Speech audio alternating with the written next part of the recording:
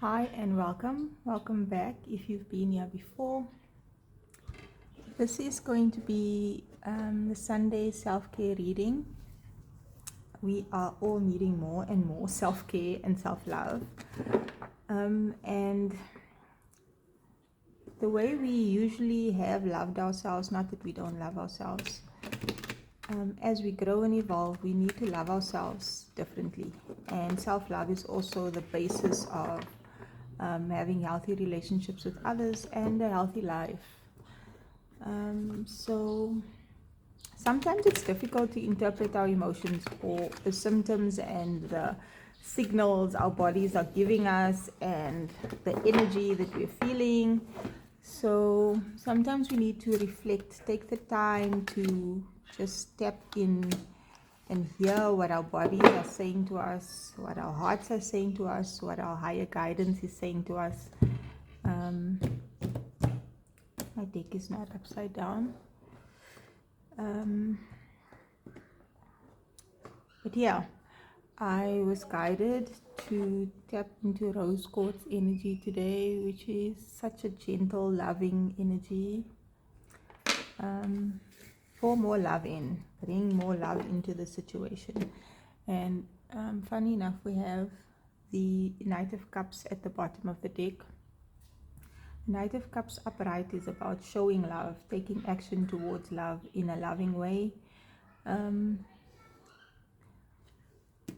Let's see, I'm using the Neo Tarot, which is a self-care, self-love deck, and the messages in this book is really helpful, practically and spiritually. Usually I will just tap into the energies that I see on the card and intuitively read it from the depictions and what I'm sensing. But I really enjoy the messages in this book.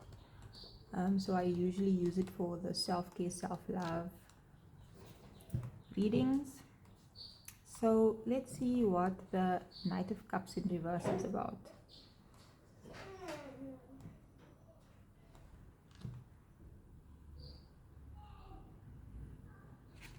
The Knight of Cups is about a person or an energy that is unable to take positive action in a relationship or in their relationship with themselves. Something may be preventing you from expressing your heart's desires right now. Maybe your daydream disposition has swung a little too far into emotional idleness or self-absorption. So I'm getting the sense of having feelings and emotions and letting it overwhelm you and then not doing anything about it or disregarding what you're feeling. Feeling unstable or erratic is nothing to be ashamed of, but it does not need to be okay, I'm struggling to read. Feeling unstable or erratic is nothing to be ashamed of, but it does need to be addressed in order to move forward and maintain healthy relationships in the process. And the affirmation here is, I hear the emotional call and know by following it, I make my dreams come true. So yeah, if you're not paying attention to how you're feeling, you're going to miss important guidance from your emotions, from your heart. Often we don't trust our emotions, and it's not to say that we need to be completely emotional and not use logic and think things through, but it's again about our heart and mind being in sync. The self-care message here is about dream journaling, and I had a really interesting dream last night, which I won't share, but you might want to, if you wake up in the middle of the night, it might be because you need to remember and write down what you were dreaming, because there can be insights from your subconscious mind, metaphorically or symbolically, that you need to interpret to help you. But I also feel like this time of the year is a good time, but again, regardless when you find this, it might be a good idea to write down your dreams for your life, and see what actions you can take towards the things that your heart is called to. If we are not taking action towards, if you know you really want to travel, but you logically just keep telling yourself, I don't have the money, I don't have the resources, I don't have the time, or this and this and that, instead of just writing it down and saying that this is an intention that I'm setting, that I want to travel, and then having a vision board of places you'd like to go, and talking about it, and friends and people you know might have insights on what are cheap flights to take, or somebody might invite you on a trip with them. You know, we never know where the resources, the help can come from until we take some sort of action. But just negating how we feel, that we have a desire or a love for something, causes heartache, and that can cause physical symptoms that, if left unchecked for long enough, will cause illness and disease. We have the Six of Pentacles. Let's get all the cards out first and then see. Six of Pentacles, the Magician,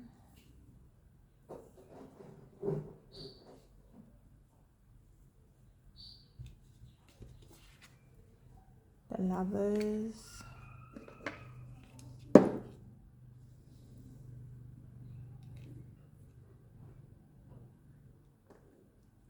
and that is showing way too much on the card. YouTube is not being understanding about that right now. The Five of Swords and the Nine of Pentacles. I'm hearing energy expenditure. So, again, a balance between give and take.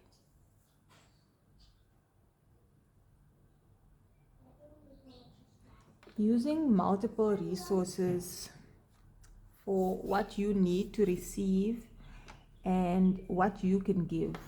The Magician has the Pentacle, the Sword, the Wand, and the Cup. The emotions, the creativity, the intellect, and the tangible things. Finding a balance between, like, maybe in some places where you have to spend money for something, you can share intellectual property, so advice, or certain creative skills. Say you want to travel, and there's a way for you to work with certain companies or places where there's a skill that you have that you can share with them that'll benefit them, and in return you get a paid holiday. It's about finding those type of things, so that you're not depleting any one aspect of yourself.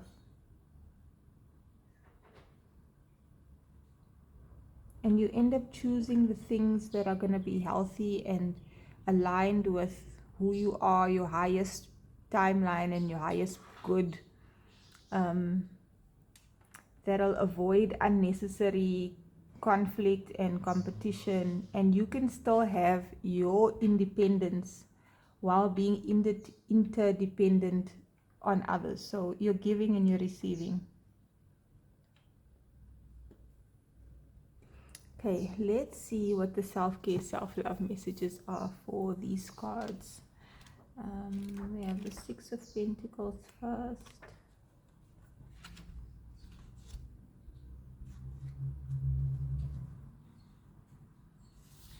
And this is about asking for help.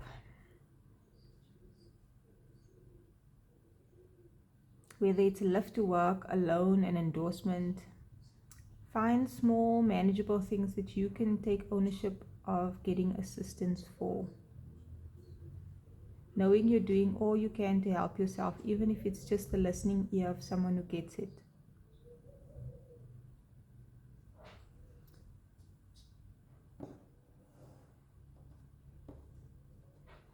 And I feel like this is maybe accessing new places to receive the help that you need. So, for instance, if you've had long-standing backache that you've been to the doctor for, or you can't afford to go to a chiropractor for, finding energy healing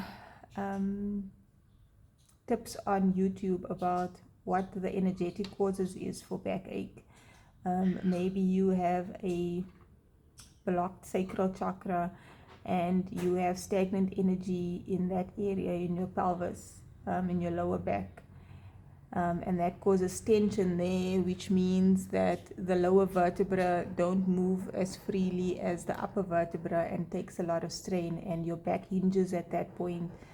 And now you realize that if you do some yoga for your lower back, it will help. Instead of the pain medication you've been taking, you can access other modalities for pain relief. I don't know why that specifically came through. It might be helpful for someone. Is it easy for you to ask for help? And what is been your karmic pattern when you ask for help? Are you able to freely and without shame and guilt ask for help? Or even if you are, what is the response like when you ask for help? There are underlying aspects of our psyche that might make it difficult for us to ask for help or even receive it when it is given.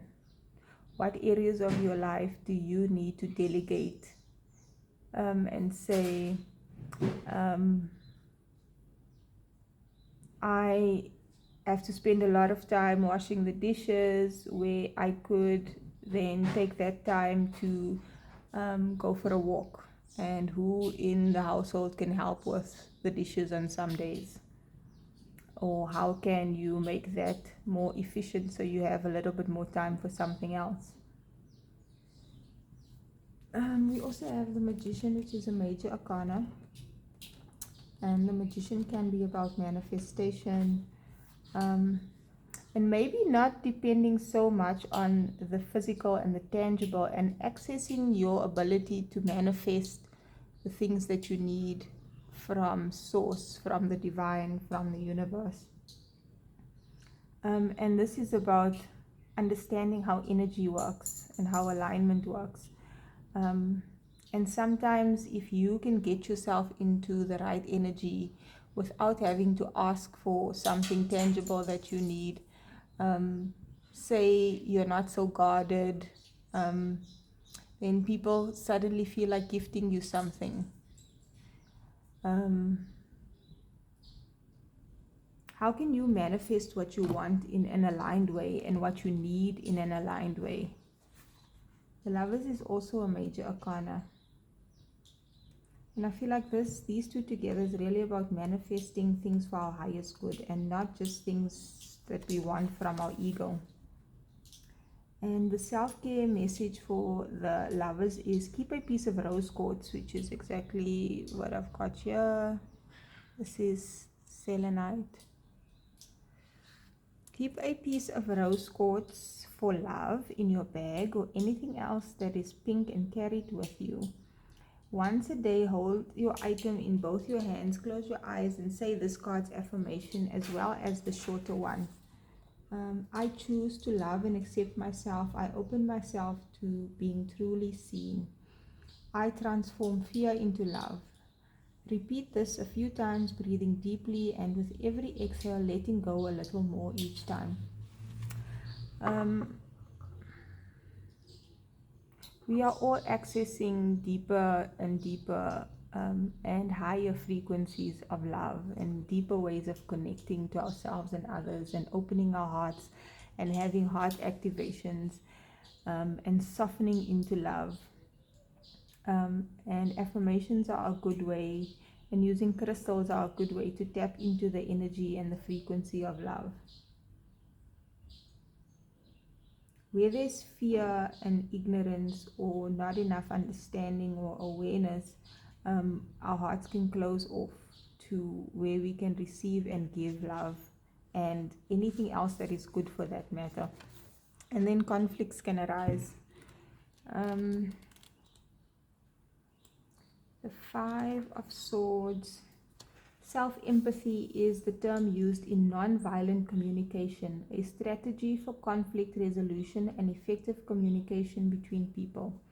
To describe the cultivation of peace and self-compassion, it means asking yourself 4 questions. What am I observing?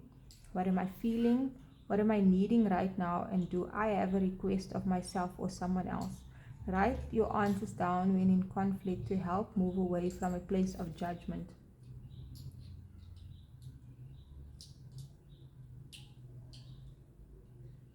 It's like when you are in an argument or in a really difficult situation, often the version of ourselves that shows up is a wounded inner child or a traumatized part of ourselves because we get triggered. And if you can keep enough self-awareness to acknowledge the trigger and those negative emotions, and if you can in that moment access the high vibrational, positive, aware, balanced part of yourself to engage, and if you can't, then to communicate, okay, let me walk away from this right now, or let's put the pin in this and come back to it later. And finding ways of not abandoning yourself and how you feel and what you need, but also being understanding and empathic of the other person or the other people in the situation. And it's not as easy as that. But the more of these situations that we have where we have to diffuse it or understand it or work through it, and we try different ways, the better at it we get. I also feel like when we are not highly dependent on other people for how we feel and what we get and what we do, and we have the ability to, on our own, take care of our needs to a certain extent so that we are not burdening others too much. And yes, sometimes we go through periods like that, but if you're always burdening someone with your issues or needing others to take care of you, then it puts a strain on the relationship and an imbalance. And if you have enough self-awareness and take steps to changing the situation,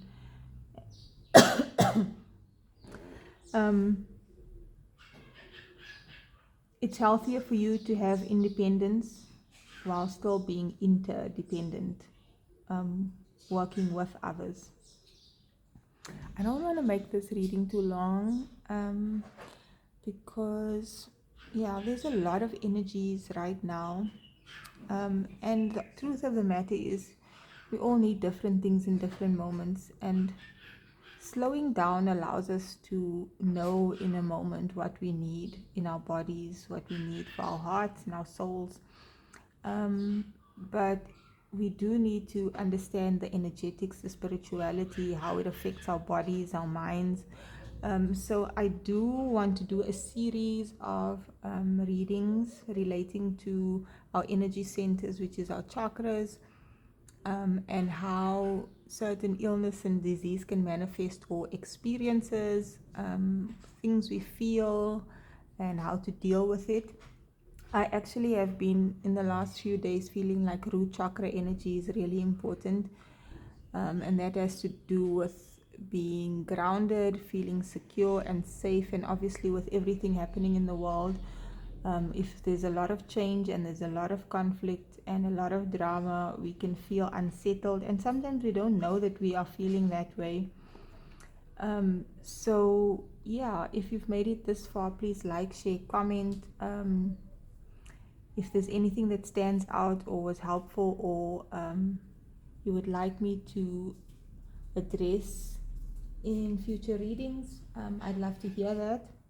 Subscribe if you want to join me for the readings and get notifications for when I upload. And I hope to see you in another video. Like,